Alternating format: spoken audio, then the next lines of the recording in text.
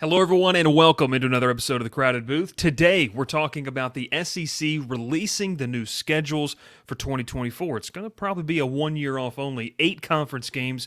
Ralph and I are going to take a look at that, the winners and losers, and then talking about where the conference is going. We've seen some comments on social media talking about how is it ruining college football or not. Talking about that and more on today's episode of The Crowded Booth. Pile in here and make yourself feel at home. The Crowded Booth is coming on. The Crowded Booth with Bryce, Koon.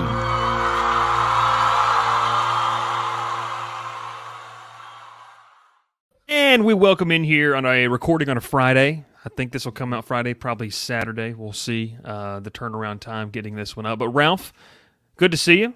Good to have you on the show. Good to get back doing the show. And what a better time to do it than the SEC schedule coming into play, obviously, 2024. 8 conference games. We kind of talked about that. You and I just talked about how maybe they're going to go to 9 next year, but we know for this year, or the year's being decided, 2024 is going to be 8 games, which I want to start off by saying this. We're going to take a look at the schedule here in a second, but I want to start off by saying this. I don't hate the fact that they're playing 8 games. Like, the 8 to 9 game argument is a fun one. It's an interesting one to have especially when you talk about the expanded playoff.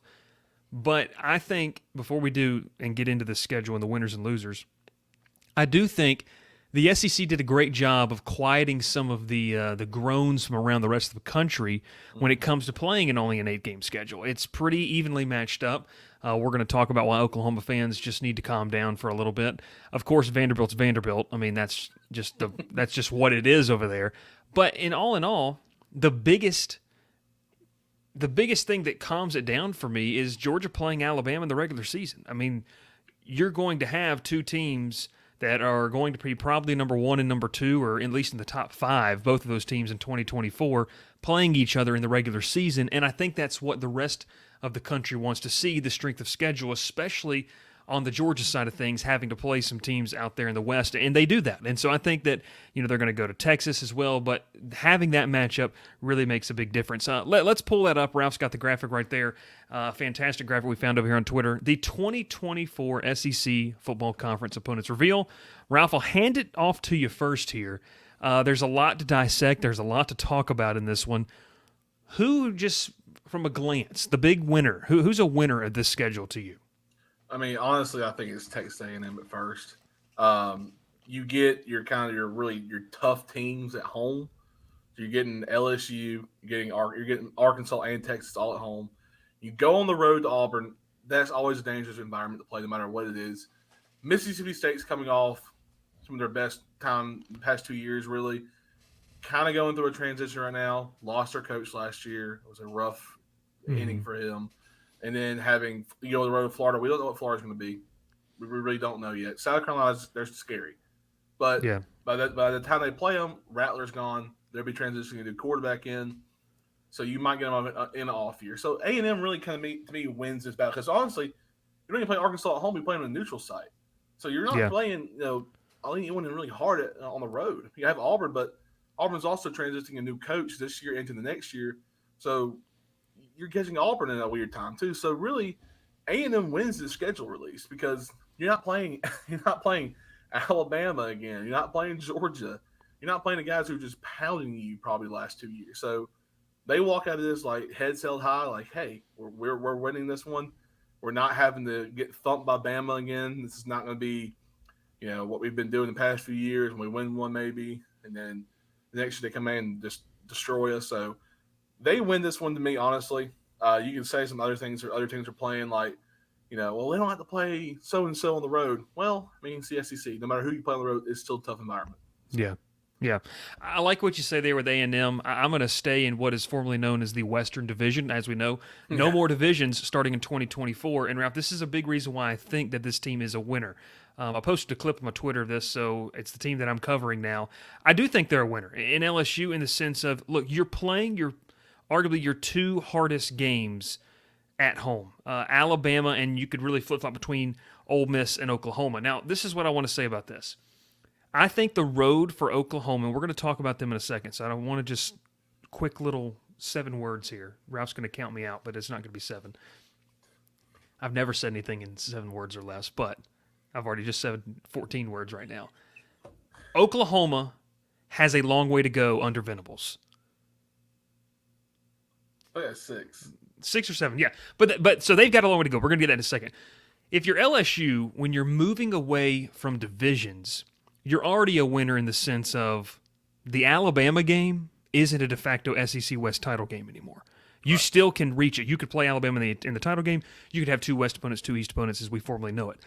I like that for LSU because now that roadblock of that game in November, while it's fun, and we're going to talk about this towards the end of the show, it creates a lot of some of the best moments, including last season, but some of the best moments we've seen in the past decade between those 2 programs. They still have a chance to get there. So I like that in the sense. I also want us to take the vantage point, and you went to it there, and you kind of said, we don't know what some of these teams are going to be. Mm-hmm. When you talk about, look, you can't project based off of last year. We are far enough away from last year, and with the introduction of the transfer portal, teams can turn over their roster so quickly. You and I were talking about Alabama. I mean, like, it's a completely different team than last season from going from 2022 to 2023.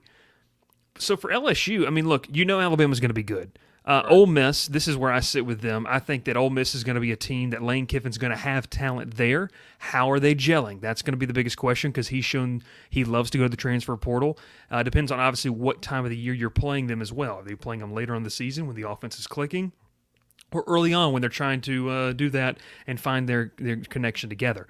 Also, LSU fans would love to see Walker Howard suit up so they could take some shots at him, the former Tiger quarterback now transferred over to Oxford. You get Vanderbilt. Look, anytime, it's not to pick on Vanderbilt. They're just a product and of what it is. That's a win. Oklahoma, like I said, we're going to go in more in depth in them. They're I think both of our biggest loser in this entire thing. It's a product of what they are. They've got a long way to go. So you really don't know what – out of those home games, you know for sure that Alabama's going to be good. Ole Miss is probably in that second tier. Now, you go on the road, Ralph. None of the environments, and it's a product of where LSU plays, should be overly daunting for this Tiger team in Brian Kelly's 3rd year. It also depends on when you play. Exactly. You could have a 12 o'clock kickoff against A&M. Way different than an 8 o'clock kickoff. Exactly. So you go to College Station. Obviously, College Station's weird. They have the male cheerleaders. It throws me off a little bit. But, you go to Arkansas, no more KJ Jefferson there. So who are, what's it going to look like for them in 2024? You go to Florida. Ralph, Florida's a big question mark. And I said this on our, LSU show at 24/7 Sports. I said, when we were growing up, Florida's brand and going down to play in the swamp was scary. Tebow, Harvin, all these guys, that they had. It was scary. I don't think, while it's still a great atmosphere, I think other SEC stadiums have surpassed it due to the lack of consistent success for Florida. So it's not as scary going there. And then to kind of round it out, South Carolina, which, look, they're not going to have Spencer Rattler. So does Shane Beamer have another guy under his belt? I haven't looked at the latest recruiting with them at the quarterback position. I think they've got some guys committed. But what will it look like? I love Shane Beamer. I think he's a fantastic coach. But what I'm saying is going to College Station, going to Arkansas, going to Florida, going to South Carolina, none of those are like, ooh, we don't have a shot winning this game. You know what I mean? Unless something drastically changes. It's kind of too far out to project, but obviously you went with A&M. I go with LSU in this sense. And it allows us, Ralph, what it really allows us to do is it allows us to kind of take a break and think about this. Cook's Place began serving our signature hot dogs in 1985 from a cart on Broadway. We still serve the best hot dogs and scrambled dogs in town at the corner of Moon and Miller Road and at the landings. Our friendly staff won't let you leave hungry. Come in and eat to the beat with our 50s jukebox. Cook's Place, fast service, great people, awesome food. What are you waiting for? Back here on the Crowded Booth talking the SEC schedule. If you are watching on YouTube, make sure to go ahead and hit that subscribe button, hit that like button, let us know how you love us. Trying to get to 2K subs before the start of the season, Ralph. I think we're like at 1,730 right now, so we need 270 more subscribers to get to 2,000 before we hit college football season, which is going to be a ton of fun, more content. Ralph, you like the background? You like the backdrop? I do. I like yours too. This is our first recording since you've moved. Since I've moved down to Baton Rouge for a new job, but we're keeping the crowded booth rocking and rolling. If you are in Columbus, make sure you check out Cook's Place, the best scrambled dog in town. Ralph, we talked to winners. Let's talk losers now. Should we just both go ahead and start talking about this? I mean, Oklahoma we can both say, I think is a everyone loser. knows it's Oklahoma. We could probably throw in someone else. We also like an honorable mention, maybe who the second loser is, but Oklahoma. Well, I want to say this: Vanderbilt to me is the real loser, but it's just because who they are.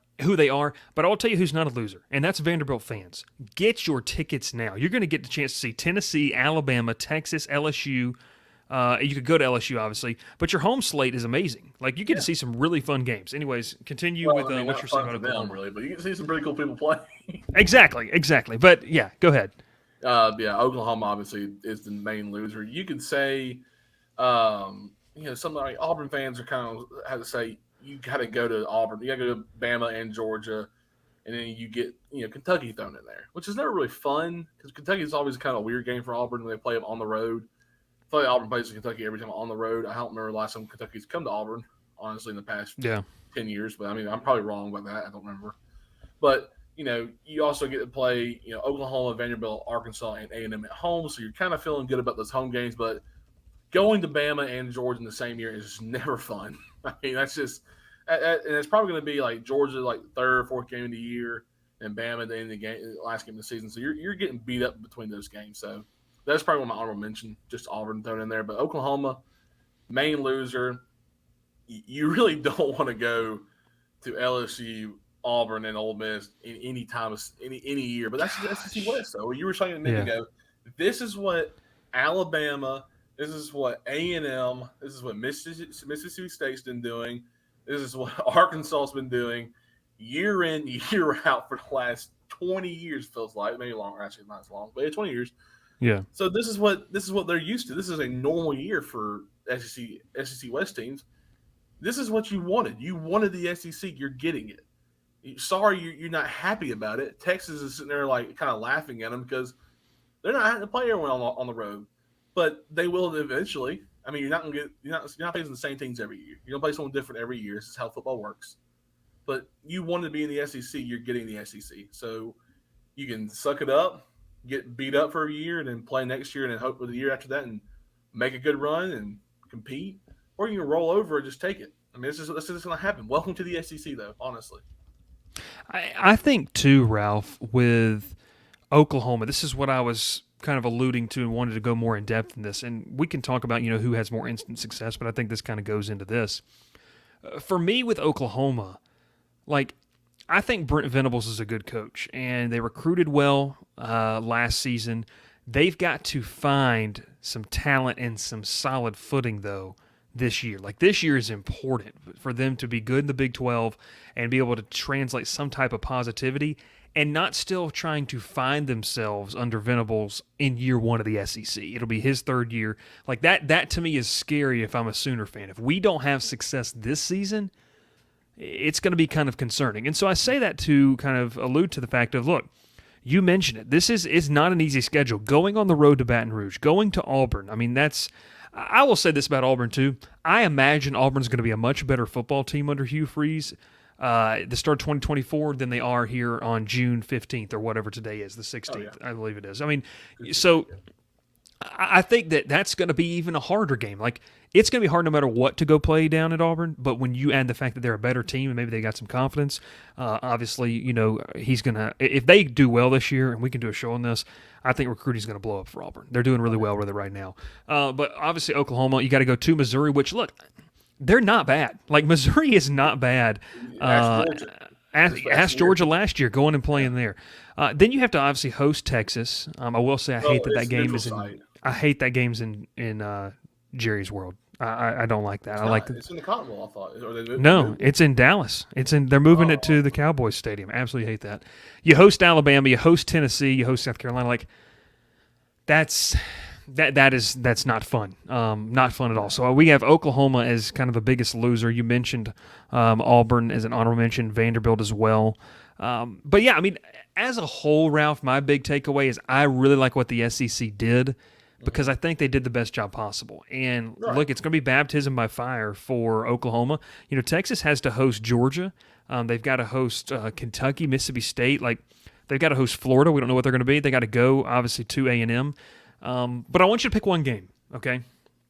If I gave you the Crowded Booth credit card, and I said, Ralph, you can book yourself a flight, you can book yourself a hotel, and you get a ticket. What game are you going to in the SEC in 2024? SEC only schedule. Where are you going? Well, they're not playing, so I can't choose the one I really want to choose. But I guess Alabama, Oklahoma. I just want to see what it would look like. But I mean, my pure choice, honestly, I want Alabama, Texas in 2024. You know why? Because Arch Manning will probably be the starting quarterback by then. Yeah. And that'd be you're his first SEC game against Yeah. Bama. Welcome That game's- to football, buddy. Yeah, that's gonna be wild. I'll tell you this: the one that I pick, if I had free reign here, I'm going to. Any LSU game, you get free reign, probably. Well, that's why I'm not picking an LSU game. I'm picking a different one, and I'm going to College Station for Texas A&M, because that used to be a great rivalry when those two teams in the Big 12, and I think those fan bases still hate each other, and it's been like that. Ralph, you know, your mom cooks. When the pot is just kind of simmering, it's not boiling, and it just simmers for a long time. I feel like that has been simmering since 2012 when A&M joined the SEC, and it's going to boil over in 2024. So I think that's going to be a really fun game to be at. I would love to be there because, no matter the records of those two teams, that's going to be one that everyone wants to attend. Ralph, was that thunder? No, that would be a car starting outside my apartment. Apologies. Oh, jeez. I forgot to say one, and then I just thought about it, and I just realized they were playing each other. It's Tennessee and Oklahoma. Remember when they played a couple years back? They played a couple years ago. I think Baker was there as a quarterback for Oklahoma at the time. Yeah. Tennessee was off their game. They weren't really the Tennessee they are now. I think they were still under Pruitt at the time. And Tennessee played a good game against them at home. But they weren't nearly as good as they are now. And Oklahoma, I think, talked a lot of crap after that game, and walked out. I believe Oklahoma won that game. I could be wrong. If I'm I think wrong, they did, I'm sorry. But that's a game like Tennessee's probably like they probably got circled just a tad bit, little light circle, and like, okay, this is our rematch. This is a chance we'll finally show you what SEC football looks like because we're here now. We're 100 times better than we were that year. So yeah, they get to go out to Norman too, which is going to be fun. Anytime you beat a rival on the road and your first time playing them in the SEC, like. I tell you right now, if Oklahoma gets beat by Missouri, like at Missouri, Missouri's just it's gonna be lit there. I mean, it truly is. And anytime you go to a rival, your new conference team's home field, and you beat them at home, like you're like this is what like here get used to it. This is what it's gonna be like for the next 5 or 6 years for you. So, I mean, any of these road games or any of the home games for Texas and Oklahoma this year that's not against each other are going to be fun to watch because you get to see the fan base try to outmatch what SEC fans have been doing for years. Because you got to be louder. This is not Big 12. This is not Kansas coming to you. Mm-hmm. This is Alabama. This is not Iowa State. No, this is Tennessee, or this is Auburn, Georgia. You got to step up your game here. This is no longer the Big 12. So all those home games in 2024 are going to be much watched TV. I mean, I really want to see that. The Oklahoma Alabama game's got to be prime time 7:30 kickoff, please. Don't do. Oh, it's going to be. It's got to be, 12 o'clock especially with Thank ESPN God, 12 schedule. o'clock kickoff for Fox Sports. I don't watch the SEC play at 12 o'clock with Big 12 anymore. I'm tired of it. Fire Fox Sports for letting that happen. That's the worst thing they could ever do. I don't have to watch Texas play at 12 o'clock anymore. Thank God. I believe, Ralph, that it's going to be a night game this year because the SEC's hosting. Yeah, so I think this year. I'm talking about like Yeah. This past year when Texas and Alabama kicked off, I couldn't watch the game because I was working all day. Yeah. Yeah.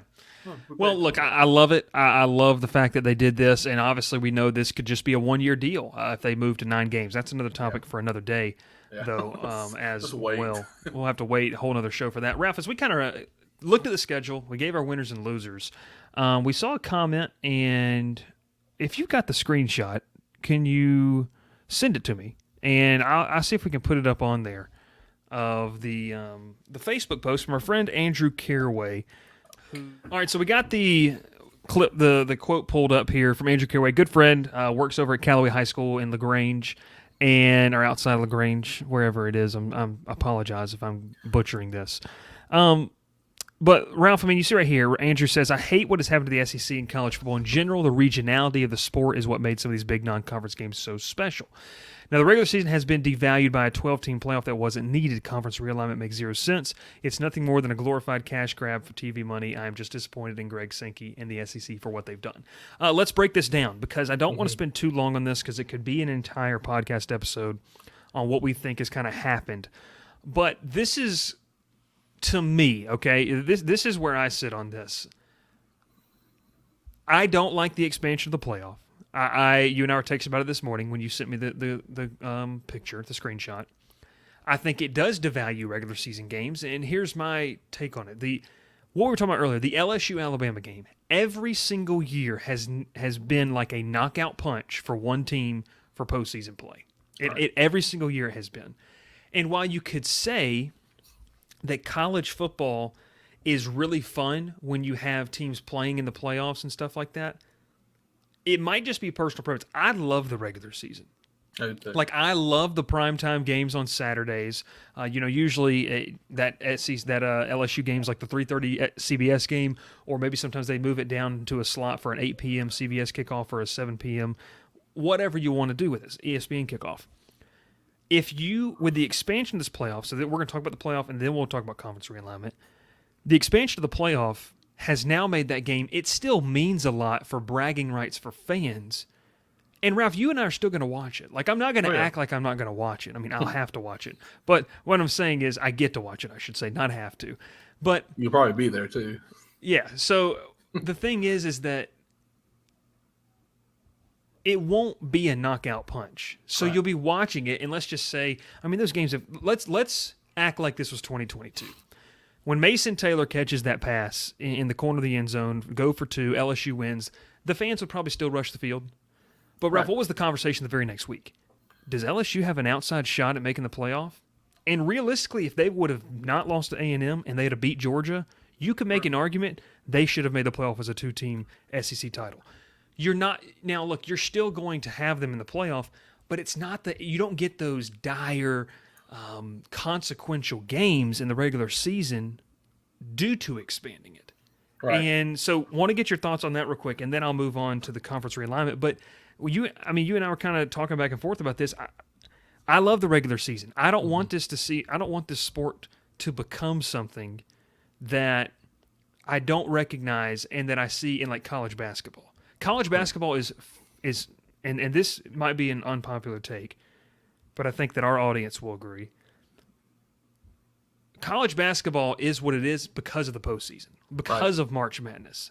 Mm-hmm. College football is what it is because we grew up watching College Game Day during the regular season. You play those games for a chance to go to the title. You don't just fast forward from September to November and then just see, okay, what happens after Thanksgiving. But that's what they're trying to push this, and it is a money grab. Right, and there's also no tie-ins. If you win your conference tournament, you're not automatically in the playoffs like you are in basketball, because you can go out and win the outright tournament or the outright championship in the regular season and lose your title your tournament championship for your conference and still make the tournament. Yeah. Now this is when it comes to football, you can go out and lose 2 or 3 games, but you have probably the SEC is going to beat each other up. There's not going to be no undefeated team no more, I believe. Yeah, it would have to be one of the greatest. We'd be talking about one of the greatest teams of all time if somebody goes undefeated. Right, and I think you can go back to 2019 LSU. They probably could beat anybody in this conference. It is, and I want to say this also, we're not knocking on what Andrew posted. This is honestly, I'm glad someone said it because it's true. A lot of this is very true what he said. But when you talk about regular season games, it does take out the importance of it, really, because it stinks. Because now you're thinking like, okay, well, Georgia LSU play this weekend. Like, if Georgia beats LSU and LSU ends up winning out, they'll meet each other in the conference championship game. Well, we're not going to see that now because Alabama may win, all but one game, but they beat the LSU again. So Alabama's in the championship game now, and we don't get to see Georgia LSU again in a neutral site now. Mm-hmm. So, and that's what comes into play now. Well, that team could have beat somebody on a neutral site. Well, we have a chance to see, say like Georgia, Tennessee. If Tennessee somehow beat Georgia last year, I'm just saying somehow. Yeah. And then they played at home. Or let's change again. Alabama, Tennessee last year. Tennessee beats Alabama at home. If you go back to last year's Tennessee versus Alabama game, Tennessee's at home.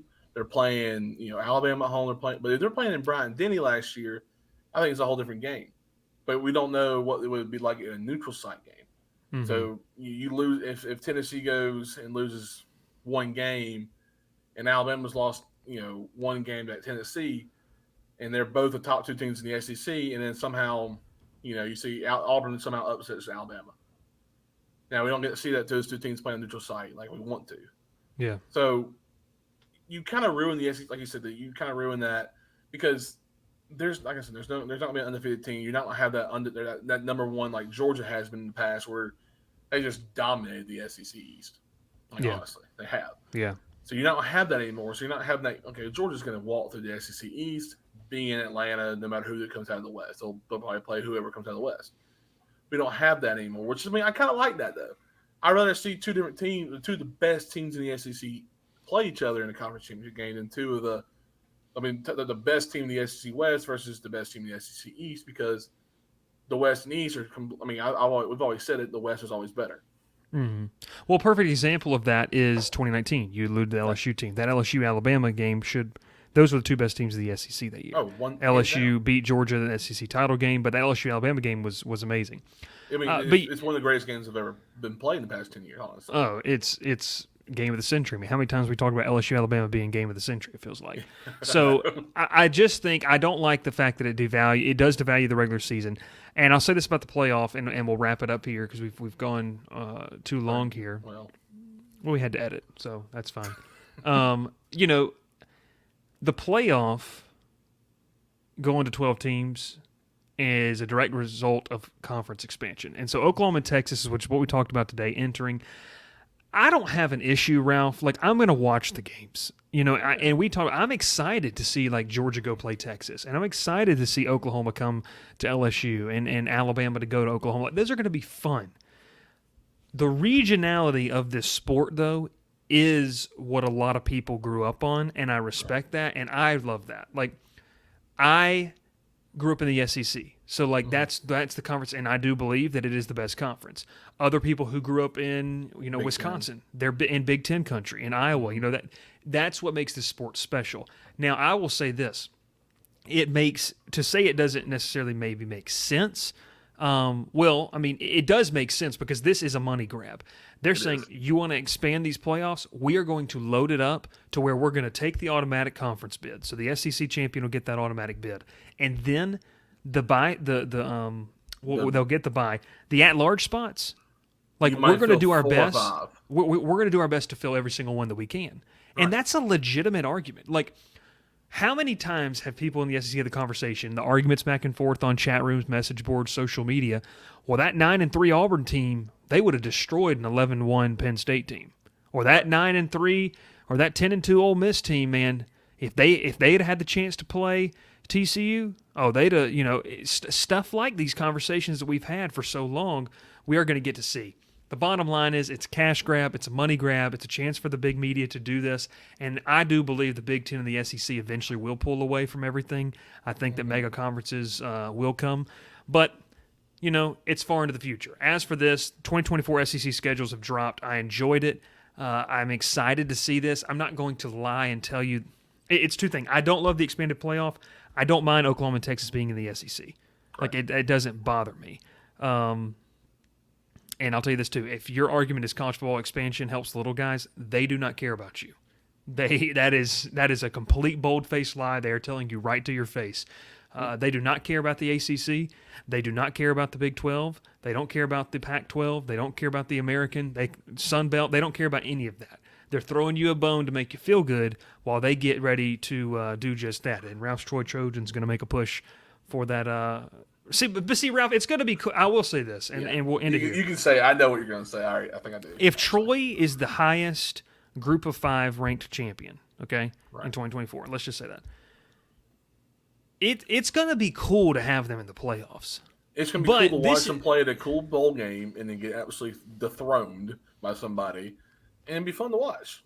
I mean, that's all. But I'm it's saying. like what? But to me, it's like, what's the point of that? Oh, I That's agree. my argument. But we got to do. We got to end this show. Yeah. We got to get out of here. We're going to keep talking about it next week, though. College football expansion, and the next show we have coming up that Ralph doesn't know about, but we are going to be doing is Texas A&M. I really want to take a look at the Aggies. They hired Bobby Petrino.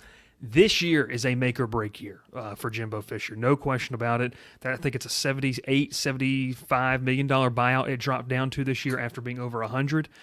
They're going to have to win this year. And can they do it? And if not, what does the future of the Aggie program look like? We'll talk about that and more. Thanks for tuning in. Subscribe to the YouTube. If you're listening on Apple, Spotify, wherever you find us, make sure to like us over there. We'll talk to you next time here on The Crowded Booth. Pile in here and make yourself feel at home. The Crowded Booth is coming on. The Crowded Booth with Bryce Koon.